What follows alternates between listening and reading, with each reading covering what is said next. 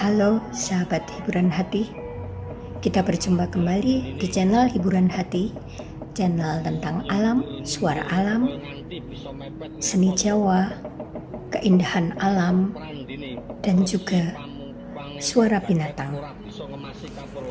Kali ini aku akan melanjutkan cerita tentang wayang kulit Sadewareca yang seri 2 karena yang lalu sudah aku posting untuk yang seri pertama. Ayo guys, kita lanjutkan cerita tentang Sadewareca ini yang kemarin sampai pada cerita yaitu Wisanggeni sedang berperang dengan Dewa Yamadipati dan Bathara Brahma yang dimenangkan oleh Wisanggeni. Wisanggeni yang dibakar oleh Bathara Brahma yang dewa api itu ternyata kemudian tidak mati, tapi justru malah bersih pakaiannya, bersih badannya, karena Wisanggeni itu adalah cucu dari Bathara Brahma sendiri dan biasa mencuci baju dengan api dan tidak bermasalah dengan bersentuhan dengan api. Maka setelah Wisanggeni tidak bisa dibakar, tiba-tiba Wisanggeni atau yang di cerita Sadewareca pertama menyamar sebagai Resi Pangemper Jagat, kemudian mendatangkan hujan yang sangat lebat yang menghujani Bathara Yamadipati dan Bathara Brahma. Dua dewa itu terkena hujan lebat, maka badannya kedinginan, menggigil, dan kemudian pergi menyimpang jalan untuk tidak bertemu kembali dengan Wisanggeni atau Resi Pangemper Jagat. Kemudian setelah dua dewa itu pergi, maka Resi Pangemper Jagat pun melanjutkan perjalanannya menuju ke Amarta.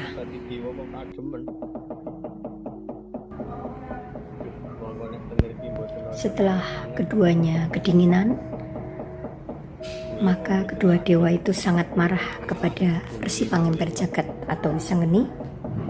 Kemudian Bathara Brahma menyuruh kepada Yamadipati, jiwa pencabut nyawa itu, untuk segera mengakhiri Wisanggeni dengan dicabut nyawanya. Maka Bathara Yamadipati pun maju untuk perang melawan Pangemper Jagat. Pada waktu Yamadipati menemui Wisanggeni, Wisanggeni pun tidak takut, mengatakan bahwa silahkan, mau dicabut nyawanya silahkan. Kemudian Yamadipati mengatakan bahwa dia akan menggigit karena dia juga mempunyai taring yang bisa menggigit manusia. Maka Wisanggeni atau Resi Pangemper Jagat pun mempersilahkan. Setelah itu digigit pun ternyata Resi Pangemper Jagat tidak mengalami suatu luka pun dan tidak kesakitan. Maka Bathara Yamadipati pun berniat untuk mengageti Wisanggeni. Dalam bahasa Jawa disebut dengan getak. Maka Wisanggeni pun dikageti, tetapi ternyata tidak juga ada pengaruhnya, dan lama-lama Yamadipati pun mengetahui bahwa ternyata Wisanggeni atau Resi Pangemper Jagat itu telah ada Bathara Narada di dalamnya.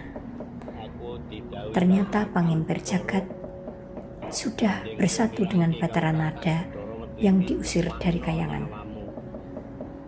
Maka Yamadipati pun berlari dari Wisanggeni karena melawan Bathara Narada yang sekaligus juga melawan Wisanggeni kalah. kabeh. Tak nyawa sing tak gawa. Batara Brahma dan Batara Yamadipati tidak bisa melanjutkan perjalanan ke Amarta karena Resi Pangemper Jagat selalu menghalangi, sehingga setelah Batara Yamadipati mencabut nyawa Resi Pangemper Jagat, maka justru Batara Narada keluar dari badan Wisangeni. Setelah terjadi perkelahian antara Batara Narada dan Batara Yamadipati, maka Batara Yamadipati pun melaporkan kepada Batara Brahma bahwa dia sudah mencabut nyawa Wisangeni, tetapi justru Wisangeni tidak mati, tetapi Batara Narada keluar dari badan Wisangeni. Kemudian Batara Brahma pun mengatakan bahwa mereka harus segera berangkat ke Amarta untuk membawa Sadewa ke Kayangan untuk dimasukkan ke kawah Candradimuka. Kemudian Batara Yamadipati mengatakan bahwa bagaimana mungkin mereka bisa membawa Sadewa, sedangkan Amarta penuh dengan satria-satria sakti. Sedangkan menghadapi Wisangeni seorang pun mereka tidak bisa menang. Apalagi masuk ke istana di Amarta yang di situ banyak penjagaan ketat dari para satria Pandawa. Batara Brahma mengatakan, nanti kita akan melewati pintu bagian belakang. Maka Batara Yamadipati mengatakan bahwa di belakang itu pasti sudah ada penjaganya. Sedangkan di angkasa pun Gatotkaca akan siap menghadapi mereka. Dari dalam bumi mereka berjalan dan kemudian muncul di Amartapura dari dalam bumi. Pastilah Antarja sudah berada di dalam bumi untuk menjaga negara Amarta. Mereka berenang melalui air, maka Antasena pasti sudah ada di air di daerah Amarta. Maka Batara Brahma pun mengatakan, jangan kita pesimis terhadap apa yang akan kita lakukan. Kita tetap harus berjalan untuk melaksanakan perintah ayah mereka Batara Guru untuk mengambil Sadewa. Maka Batara Brahma hanya mengatakan, Batara Yamadipati cukup menemani saja. Siapapun yang menghalangi akan dihadapi oleh Batara Brahma. Barulah Batara Yamadipati setuju dan mereka melanjutkan perjalanan. Meskipun sama-sama menuju Amarta, tetapi kedua dewa itu dengan Wisangeni menempuh jalan yang berbeda dan tidak bersamaan.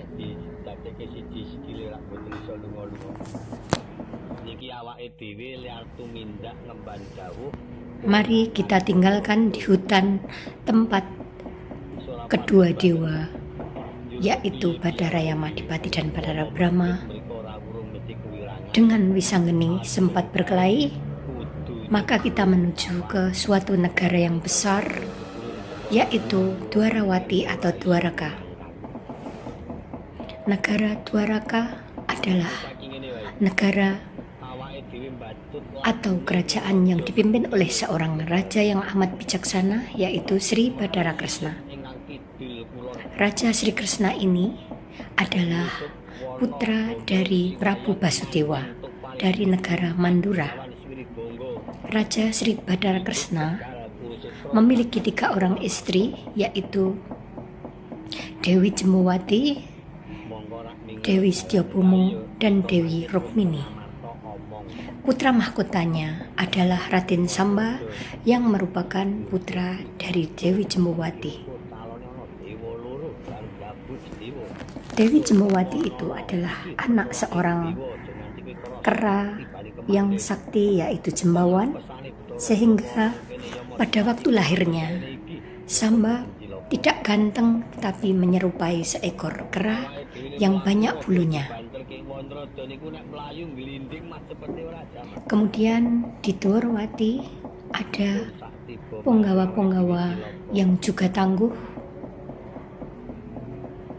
Ada Sencaki, yaitu adik dari istri Bathara Kresna, Setyabhoma, dan Sencaki diangkat oleh Sri Kresna menjadi senopati di Dwarawati.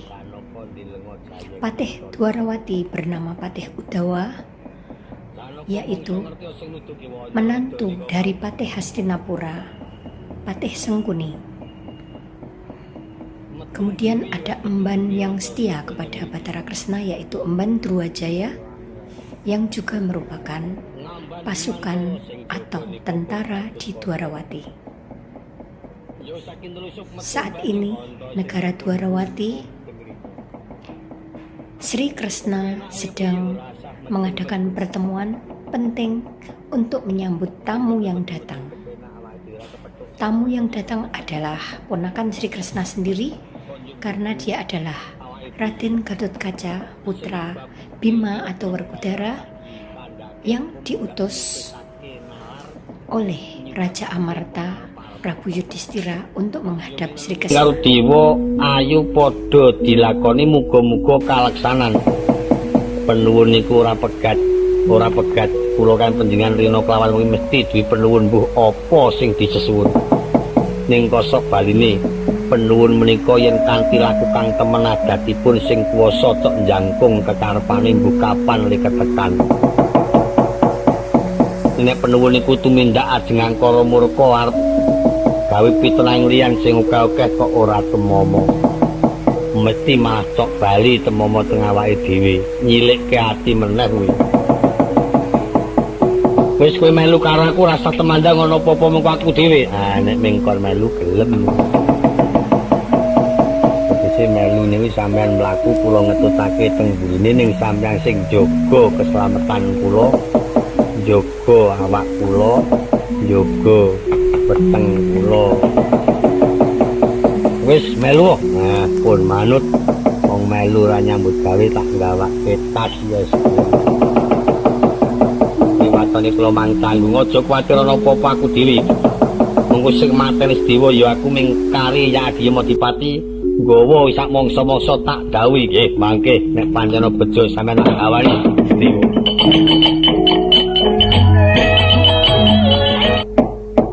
Oh, gentiya kang winursita nahan to kang uji wonten madyaning wana.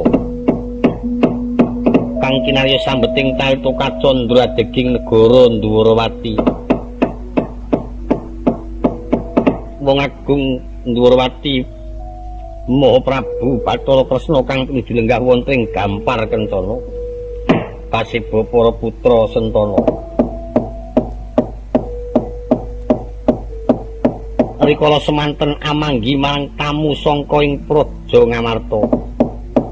Utusanira para kadang Pandhawa satriya pringgondani Raden Gatotkaca. Sawya sungkem wonten ing piswanan wong agung mulat marang pasuryaning putra Gatotkaca kaget dene Wardaya.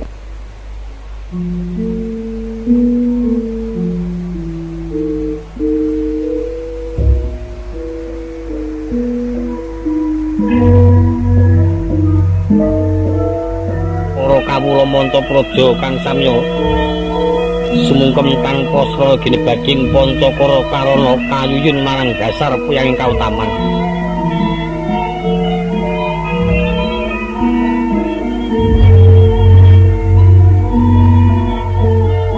Kota Panyang pinuju lenggah wonten ing Gampar Kencana. Wong Agung Dwarawati kang menang den ucapna jejuluk Prabu Sri Bathara Kresna ya Alimurti Sasra Sumpena ya Prabu Padmanabaya Sang Ganardana. Mengtraken para abdi bedaya kang sami ngampil upacara pasuwanan. Kota Panyang pinuju swan ngabiyantara ing putra Raden Samba ya Raden Wisnubrata. Rikala semanten anglarapaken ingkang rayu Raden Gatotkaca swan wonten ngersa dalem ing Sinulata Dwarawati.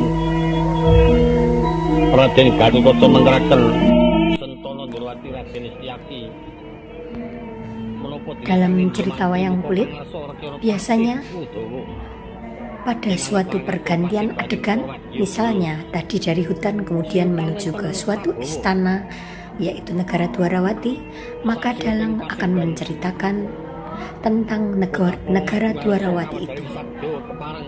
Dan juga dalang akan menceritakan bagaimana luasnya daerah, bagaimana keadaan alamnya, bagaimana keadaan rakyatnya, bagaimana keadaan penduduknya. Sedangkan dalang biasanya menceritakan bahwa negara Dwarawati adalah negara yang luas dan kaya raya. Prabu Sikresna mempunyai saudara laki-laki yaitu Prabu Baladewa yang merupakan raja di Mandura, yaitu kerajaan warisan dari ayah Prabu Baladewa dan Sikresna, yaitu Prabu Basudewa.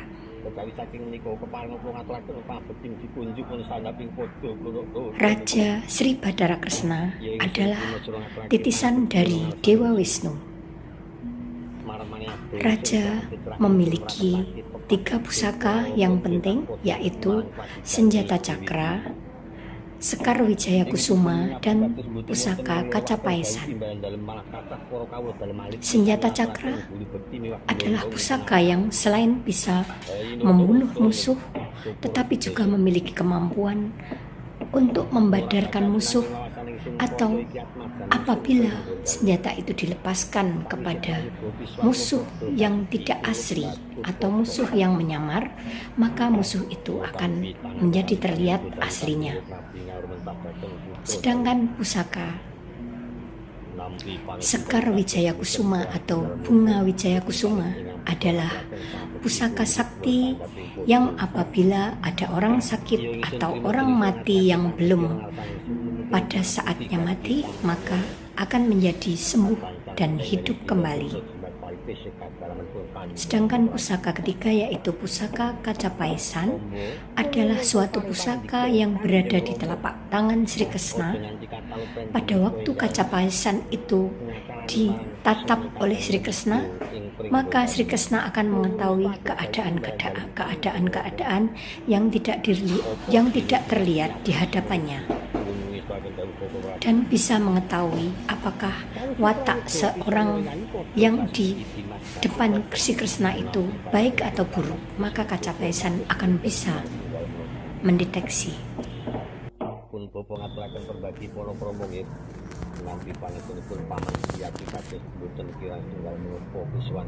Sri Kresna Syukur bedhosing telah dihadapi oleh punggawa-punggawa kerajaan dan juga Gatotkaca, maka Sri Kresna mulai dengan menyapa keponakannya yang sakti itu, yaitu Raden Gatotkaca, dan Sri Kresna menanyakan mengapa Gatotkaca datang ke Dwarawati tanpa memberitahu terlebih dahulu. Maka Gatotkaca pun menceritakan maksud kedatangannya ke negara Dwarawati itu.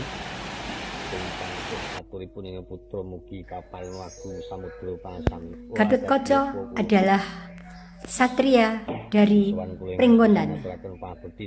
Pringgondani adalah negara yang dulunya dipimpin oleh seorang raksasa yang bernama Arimbo atau Hidimba. Negara Pringgondani ini dipimpin oleh Arimba, kemudian diwariskan kepada Gatotkaca yang merupakan keponakannya, karena Arimba mempunyai adik yang bernama Arimbi atau Hidimbi yang menjadi istri dari Bima atau Werkudara, ayahnya Gatotkaca. Gatotkaca sebagai raja atau satria di Pringgondani mempunyai bala tentara para raksasa-raksasa yang masih kerabat dari uaknya, yaitu Arimba. Saat ini Gatotkaca tengah berada di negara Dwaraka untuk suatu kepentingan menghadap Prabu Sri Bathara Kresna. Saking rumas kula samiya pejah ing pemanggih karo Kemudian Sri Kresna menanyai Gatotkaca, apakah gerangan keperluannya?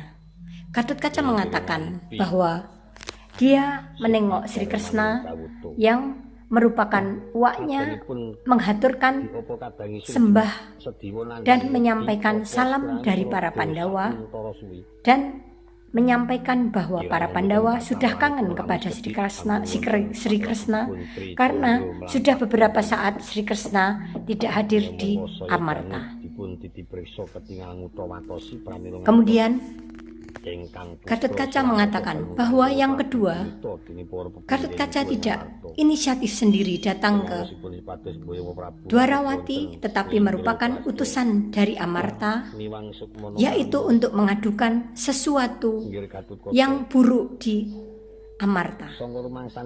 Keburukan di Amarta itu adalah berupa saat ini Amarta sedang ada suatu bencana, yaitu ada beberapa rakyat yang meninggal dan juga Pandawa yang bungsu, yaitu Raden Sadewa saat ini tengah sakit yang agak serius sehingga tidak bisa berbuat apapun. Gatotkaca diminta oleh para Pandawa untuk menanyakan kepada Sri Kresna mengapa Sadewa yang sakit tidak kunjung sembuh meskipun tabib-tabib yang ada di seluruh Amarta sudah didatangkan, tetapi Raden Sadewa tetap dalam sakitnya. Kemudian Sri Kresna pun berkata kepada Gatotkaca, baiklah, aku akan melihat pusaka Kaca Paesan untuk mengetahui apakah informasi dari dewa tentang penyakit Sadewa yang tidak bisa sembuh. Kemudian Gatotkaca diminta menunggu. Pada lakon wayang, biasanya apabila seorang raja atau seorang satria akan melihat suatu pusaka, maka dalang akan suluk atau bernyanyi.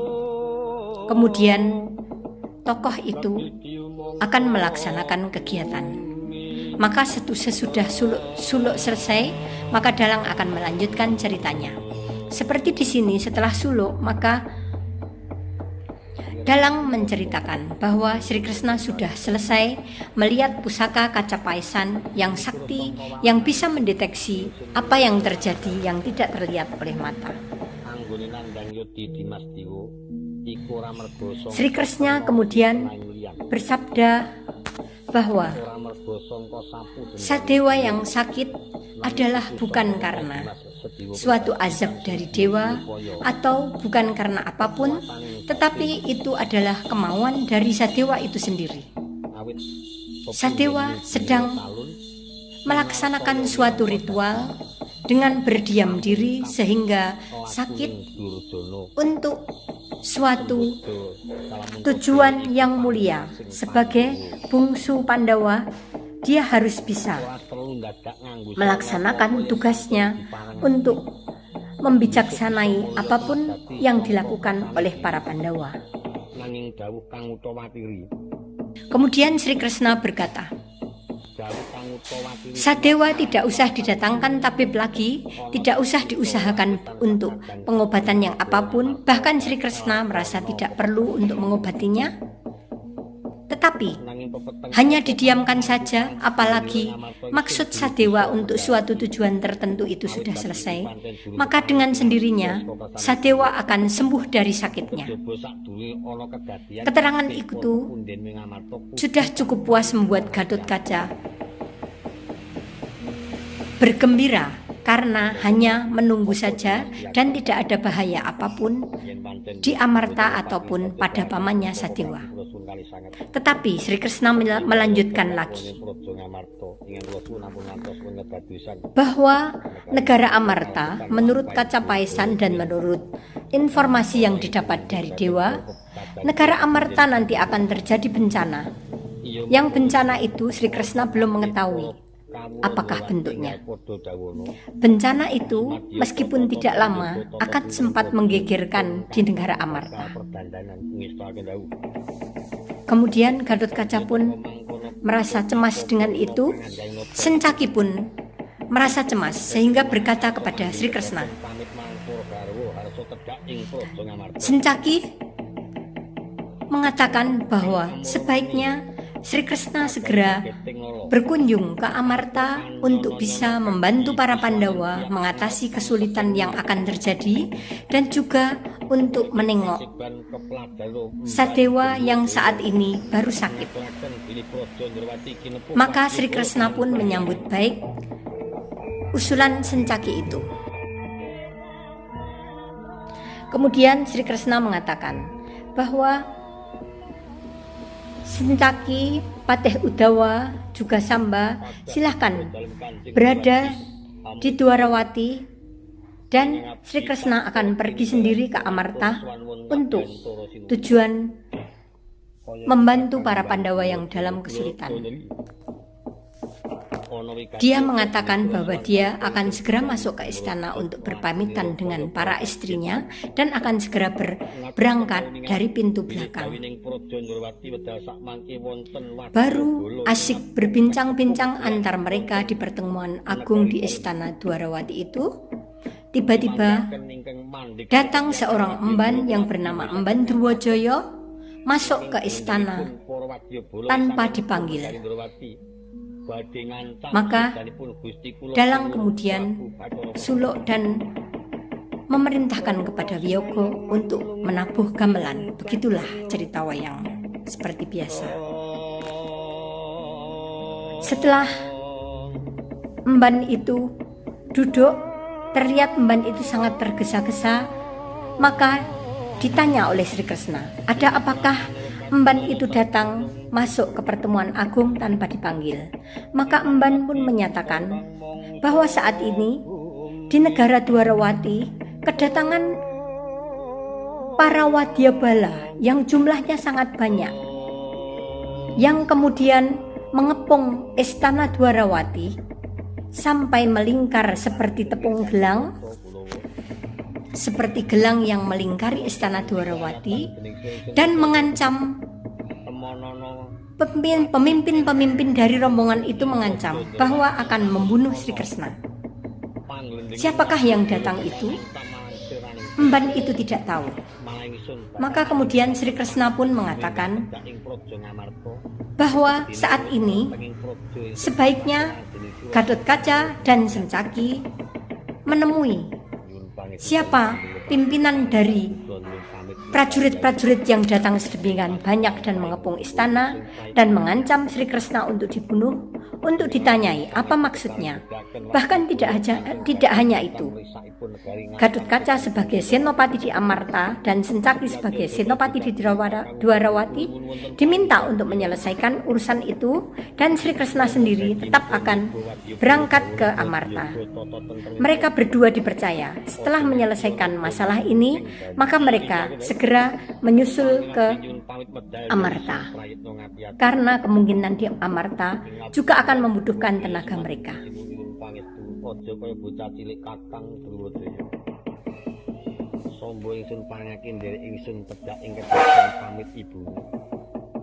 Kemudian Sri Kresna pun masuk ke istana.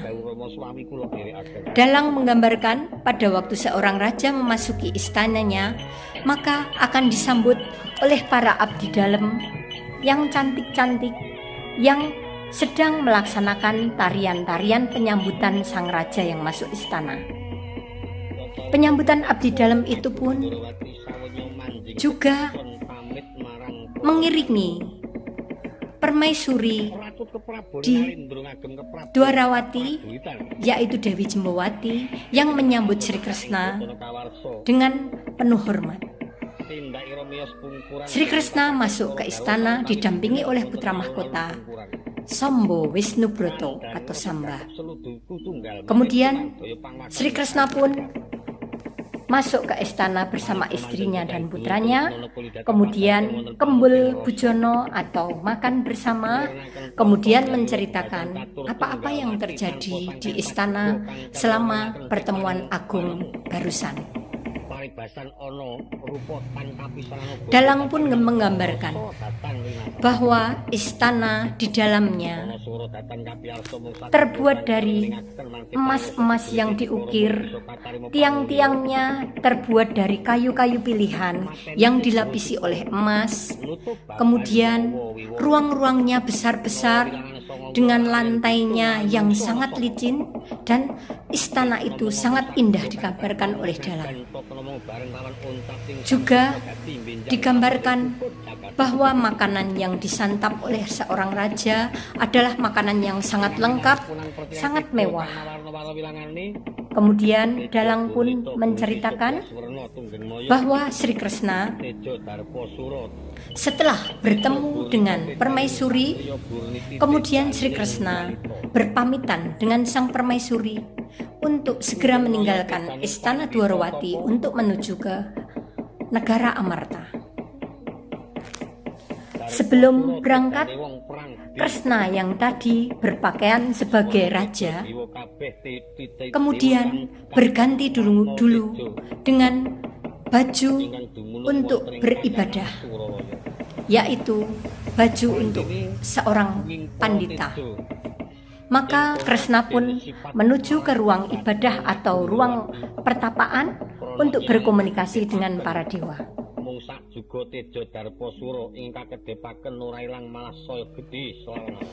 Selama berkomunikasi dengan para dewa, Kresna yang berada di ruangan bersemedi, maka dalam waktu yang tidak sebentar, kemudian Kresna menerima suatu informasi dari dewa, yaitu Kresna melihat suatu cahaya di langit. Cahaya di langit itu merupakan suatu tejo dalam bahasa Jawa yang merupakan perlambang atas sesuatu. Cahaya atau tejo itu bisa berupa perlambang kebaikan, bisa berupa perlambang keburukan.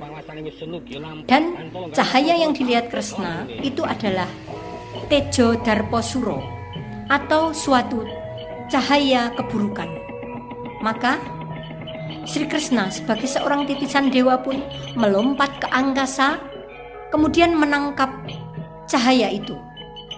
Diceritakan oleh dalang bahwa apabila cahaya buruk itu ditangkap kemudian hancur dan hilang, maka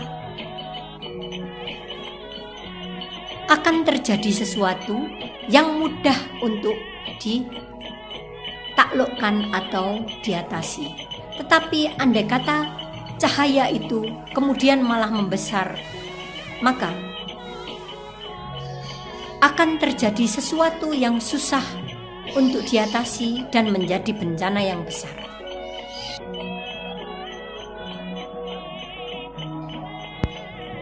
Sri Kresna pun kemudian langsung melompat ke angkasa dan mencoba untuk menangkap cahaya raksasa itu. Cahaya itu adalah Tejo Darposuro atau cahaya peperangan yang mengakibatkan dunia akan terjadi perang. Digambarkan oleh dalang bahwa Kresna melompat ke angkasa yang dengan kecepatan seperti kilat langsung menangkap cahaya itu, dan kemudian gamelan pun ditabuh. Maka tidak diceritakan lagi bagaimana hasilnya Kresna menangkap cahaya itu.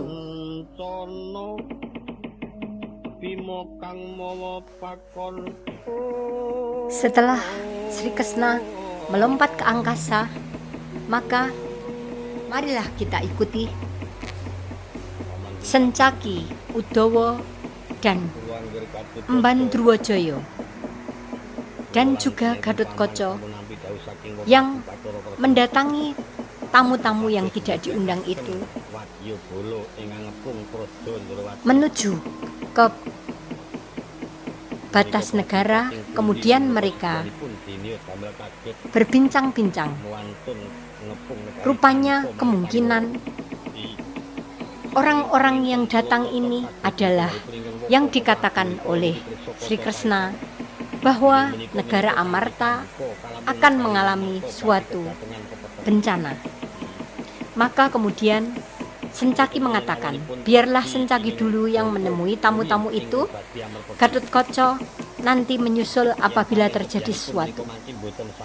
Maka Sencaki pun menemui musuh dan Gatotkaca masih tinggal di belakang. Sedangkan Patih Udawa diminta oleh Sencaki untuk mempersiapkan prajurit.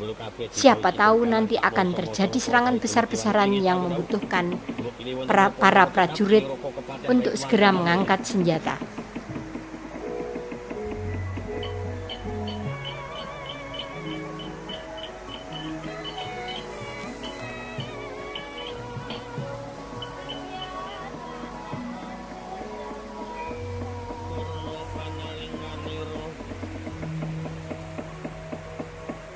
Caring latri tinandak sang astoti mano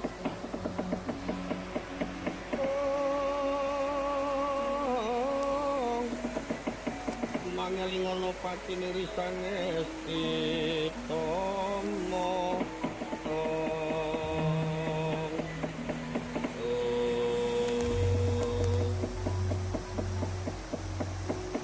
Aman Durna pulang guys.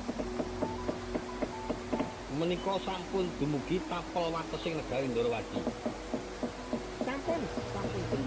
Kemudian Dalang meninggalkan Kresna, kemudian menceritakan tentang tamu-tamu yang memasuki negara Dwarawati dan mengepung Dwarawati. Boten wonten awanipun negari iki terus diobong diobrak-abrik mawon. Kita beralih ke tamu-tamu di Dwarawati yang tidak diharapkan, yaitu yang mengepung negara Dwarawati. Di situ ada Prabu Dasakumara yang diiringi oleh Pendhita Durna yang berjalan dari Kayangan Suralaya di kaki Kayangan Suralaya yang diperintahkan oleh Prabu Duryudana untuk membawa Sri Kresna ke Kayangan. Maka Dasakumara kemudian berkata kepada Durna, Togog dan Bilung bahwa dia sudah sampai di Dwarawati dan bertanya apa yang harus dilakukan. Maka Durna pun berkata kepada Dasakumara bahwa benar ini sudah berada di Dwarawati. Sebaiknya Dasakumara tidak perlu bertamu atau masuk ke istana Dwarawati, tetapi Dasakumara hanya cukup membuat keonaran di situ, membunuh para rakyat Dwarawati, baik yang bersalah ataupun yang tidak, semua dibunuh yang ditemui, supaya prajurit Dwarawati dan Sri Kresna takut dengan ulah Dasakumara. Kemudian Dasakumara pun berkata kepada Togog, yaitu abdinya. Dasakumara bertanya, apakah benar bahwa di Dwarawati itu ada orang-orang sakti? Maka Dasakumara dijawab oleh Togog bahwa Dwarawati itu rajanya adalah selain sakti juga titisan dewa, dan di situ banyak satria-satria yang sakti-sakti sebagai senopatinya. Dan Togog mengira bahwa Dasakumara akan konyol melakukan sesuatu di Dwarawati karena pasti akan kalah. Kemudian Durna mengatakan, jangan percaya pada Togog. Togog itu hanya mengarang. Sebetulnya Durna adalah orang yang ditakuti oleh siapapun, sehingga apabila bersama Durna, maka orang-orang Dwarawati akan takut pada Durna. Sedangkan sebetulnya Durna itu adalah musuh bebuyutan dari Sencaki yang apabila bertemu selalu saja berkelahi dengan Sencaki, diserang oleh Sencaki dan selalu kalah.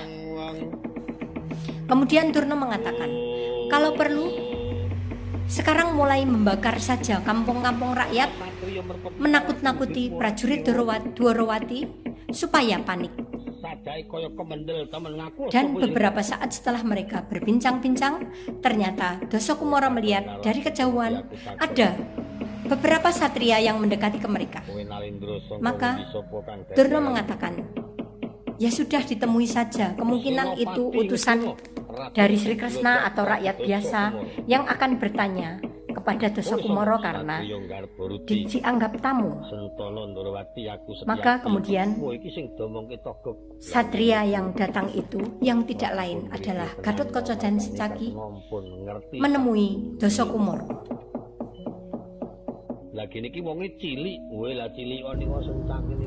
Sencaki bertemu dengan Dasakumara.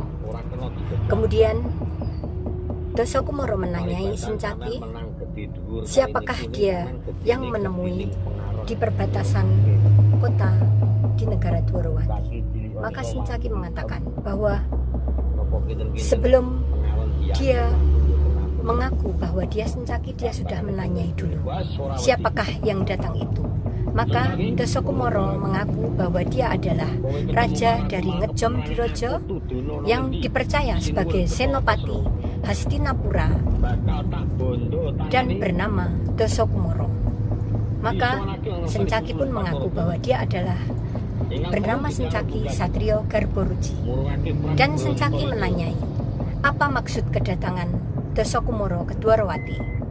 Dasakumara pun mengaku bahwa dia diperintah oleh Prabu Duryudana yang sudah menghadap Dewa Batara Guru di Kayangan untuk meminta Baratayuda digagalkan dan untuk meminta Kresna dibawa ke Batara Guru.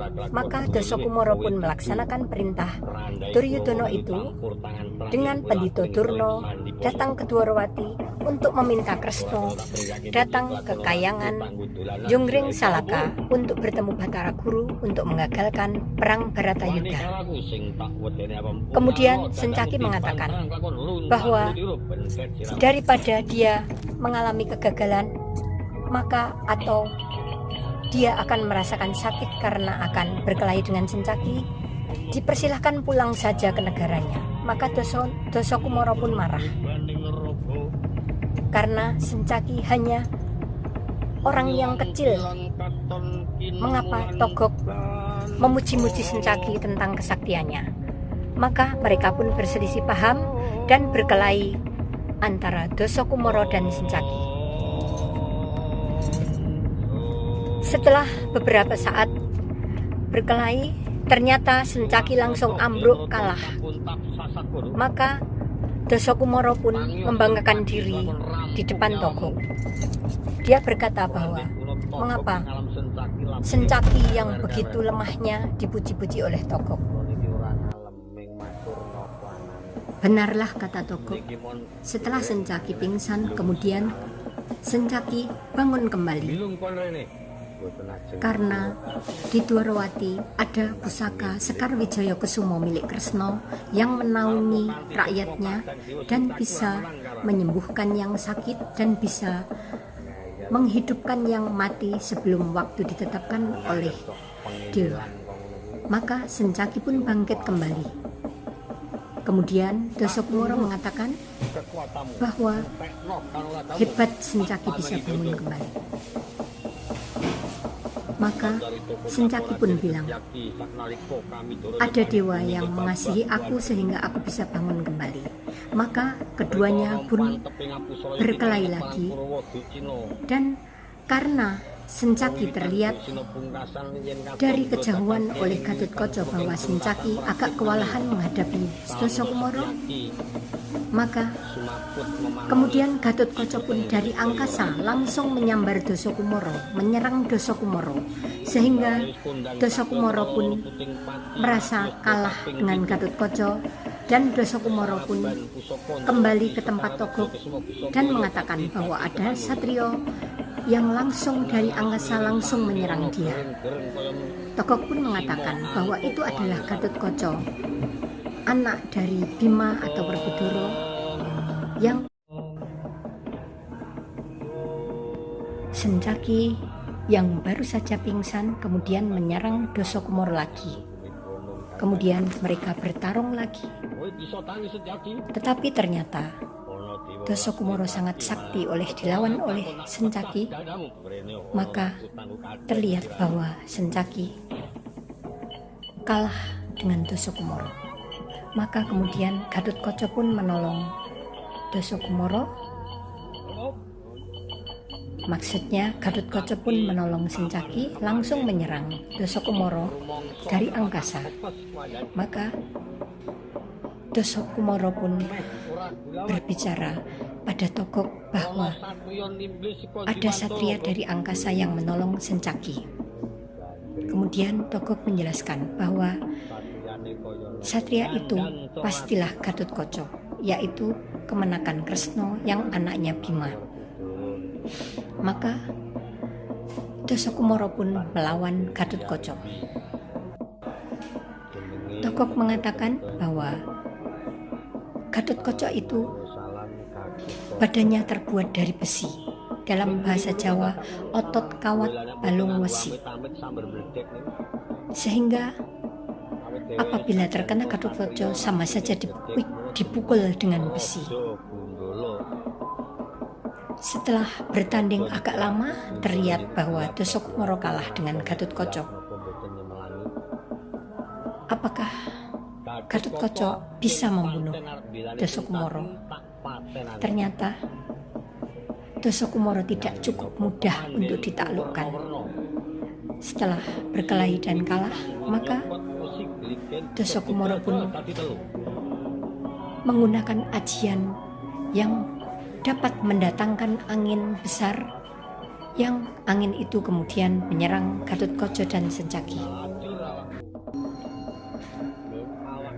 Setelah Dasakumara melepaskan angin yang besar, maka Gatotkaca dan Sencaki diterbangkan oleh angin yang besar, sehingga terbang jauh, diterbangkan angin ajian dari Dasakumara, dan jatuhlah mereka berdua di alun-alun Amarta.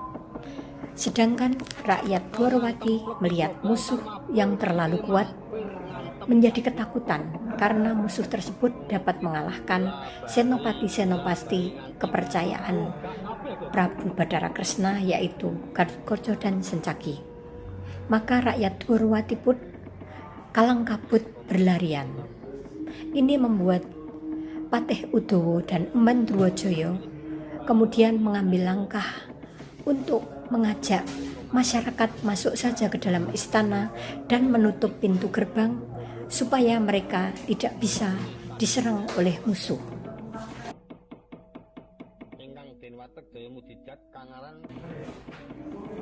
Dasakumara kemudian laporan kepada Durna bahwa dia sudah bisa mengalahkan musuh.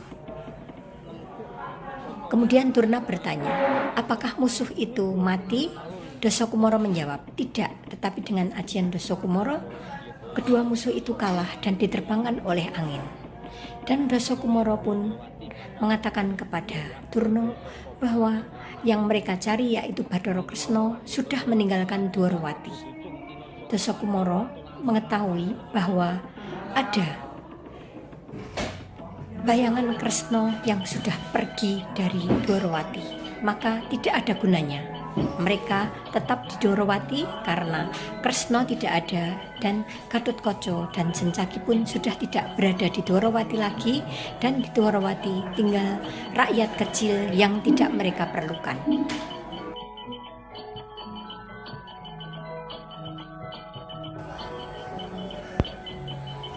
Durna dilapori oleh Dasakumara bahwa Sencaki dan Gatotkaca sudah kalah dan Bathara Kresna sudah meninggalkan tempat.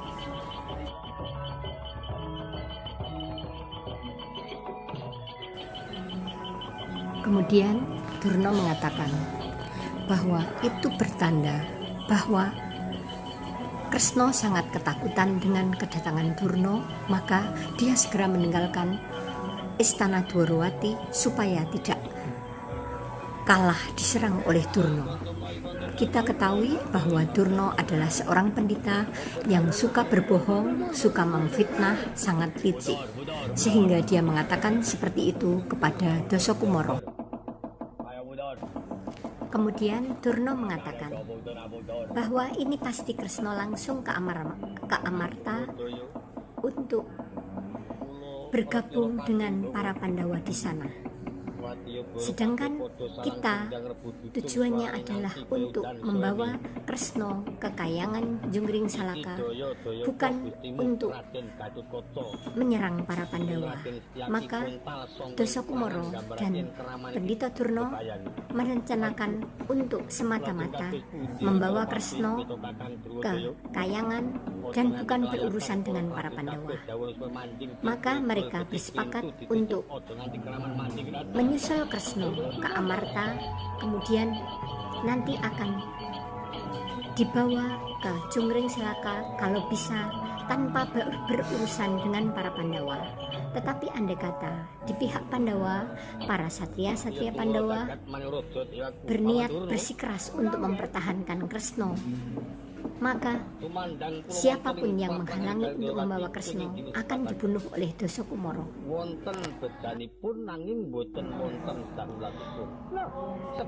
Demikianlah betapa kacaunya keadaan di Dwarawati, dan Dasakumara, Durna, Togog dan Wilung pun meninggalkan Dwarawati menuju Amarta. Sedangkan Bathara Kresna dengan perih hatinya melihat keadaan di Dwarawati sudah menjadi porak-poranda, dia meninggalkan istana.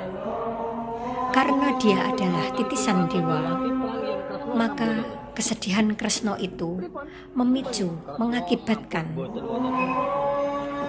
huru-hara di alam semesta yang disebut dengan goro-goro. Boten wonten jalaran sampun kendran saking praja Ndrawati.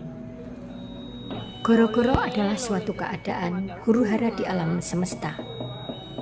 Goro-goro digambarkan oleh dalang bahwa bumi bergerak-gerak, berguncang-guncang, dan langit pun bergerak-gerak sehingga semua ikan-ikan di lautan pergi ke pantai, terdampar di pantai, dan banyak sekali binatang-binatang yang bingung di hutan sehingga berlarian, dan juga dewa-dewa di Kayangan pun bingung karena keadaan Mayapada yang cukup rusak. Bidadari-bidadari pun menjerit-jerit karena mereka bingung apa yang harus mereka lakukan. Keadaan ini membuat seluruh di alam semesta merasa kacau balau keadaannya. Kemudian pada goro-goro ini biasanya mengawali munculnya para punakawan Pandawa, yaitu Gareng, Petruk, dan Bagong yang kemudian bersendagura. Punakawan Pandawa adalah Semar, Gareng, Petruk, dan Bagong yang merupakan abdi Pandawa, tetapi sebetulnya Semar adalah titisan Dewa Ismaya. Semar sebagai titisan Dewa Ismaya dulu berwajah tampan, tetapi kemudian setelah turun ke Mayapada mengalami berbagai hal, menjadi wajahnya jelek dan gendut seperti Semar yang sering dipentaskan di pewayangan. Sedang Gareng, Petruk, Bagong adalah anak-anak angkat dari Semar, bukan anak asli Semar. Kalau anak-anak asli dari Semar adalah dewa-dewa di Kayangan.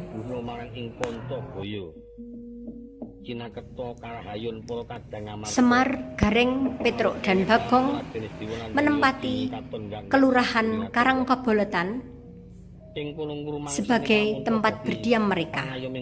Sedangkan mereka adalah abdi para satria Pandawa yang setiap saat siap dipanggil ke negara Amarta atau ke kesatrian Jodipati atau ke kesatrian Madukoro atau kesatrian Sawojajar atau Bumirotalon, karena mereka siap untuk selalu menemani para Pandawa itu pergi, misalnya bertapa atau ada acara apapun. Mereka dipanggil untuk menjadi pendamping para Pandawa, yang sebetulnya para Pandawa mempunyai Punokawan Semar. Itu adalah suatu perlambang bahwa yang diikuti Semar itu adalah manusia-manusia atau satria-satria yang benar budi pekertinya baik dan sudah menjadi pilihan dewa untuk menjadi satria yang lurus dan selalu berbuat kebaikan.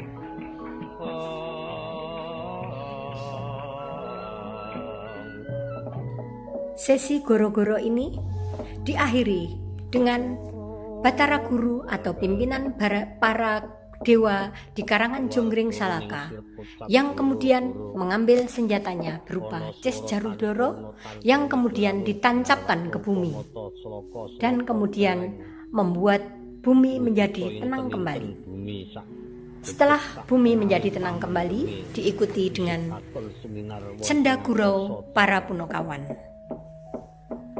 Ingkang bisa miwiti goro-goro raliya kejaba mungki Lurah Semar Badralaya. Gareng Petruk dan Bagong Ingkang bisa mungkasi goro-goro ya Sang Hyang Ismaya. dalang memberikan Awit ing kono ora merga sangka goro-goro kahanan horeg nanging minangka kanggo titik lan kinarya memainkan pepenget rikala seni Jawa, dumadine lagu-lagu Semar Jawa, sepisan atau nganggo bercandaria. goro-goro ingkang Kemudian langkung ageng. mereka nanti setelah selesai Mula saben mijil kurmate candraning goro-goro bercandaria, maka mereka akan menghadap tuan nembe mereka. kewala mresani para putra-putra kang samya gegujengan. Kita ikuti para Punokawan Gareng Petruk dan Bagong. Wusanane sakunya Kyai Semar Badralaya Kita tedhak ulas sangka ing sebentar apakah kegiatan pendhapi mereka karang dan kabulutan apakah dumunung ing yang dibahas oleh Raramba. mereka, supaya Ilang untuk kakedepaken alur kang putra cerita tetiga samya sesingitan. wayang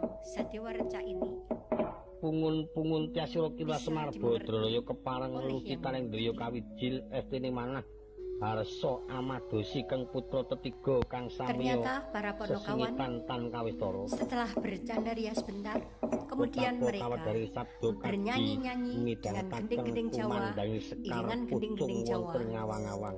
Dan kemudian mereka dipanggil oleh Semar untuk selanjutnya mereka harus menghadap kepada tuan mereka untuk berhenti bersenda gurau, kemudian menghadap ke tuan mereka. Demikianlah seri 2 dari lakon atau judul Sadewa Reca ini berakhir dengan goro-goro dan para Punokawan masih bersenda gurau dan menyanyikan lagu-lagu Jawa dan memainkan gending-gending Jawa.